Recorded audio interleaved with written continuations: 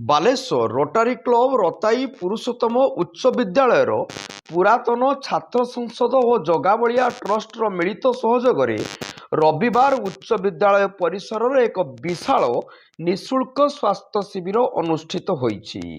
ଓଡ଼ିଶାର ସୁନାମଧନ୍ୟ ଚିକିତ୍ସକମାନେ ଏହି ଶିବିରରେ ଯୋଗ ଦେଇ ଉଚ୍ଚ କୋଟିର ସ୍ୱାସ୍ଥ୍ୟ ସେବା ପ୍ରଦାନ କରିବା ସହ 1000ରୁ ଉର୍ଦ୍ଧ୍ୱ ରୋଗୀଙ୍କ ସ୍ୱାସ୍ଥ୍ୟ ପରୀକ୍ଷା କରିବା ସହିତ ମାଗଣାରେ ଔଷଧ ବଣ୍ଟନ କରିଥିଲେ।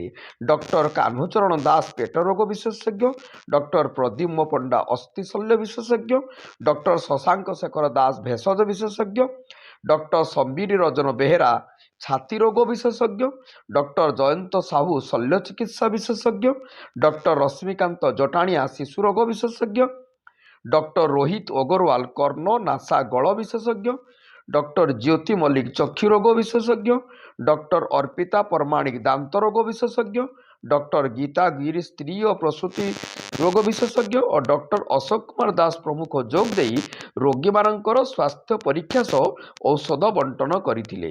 ଶିବିରର ସଫଳତା ପାଇଁ ପୁରୁଷୋତ୍ତମ ଉଚ୍ଚ ବିଦ୍ୟାଳୟର ପ୍ରଧାନ ଶିକ୍ଷକ ସୁକଦେବ ମହାନ୍ତି ଓ ସମସ୍ତ ଶିକ୍ଷକ ଶିକ୍ଷୟିତ୍ରୀମାନେ ବିଦ୍ୟାଳୟର ପୁରାତନ ଛାତ୍ର ସଂସଦ ସଦସ୍ୟମାନେ ସହଯୋଗ କରିଥିଲେ।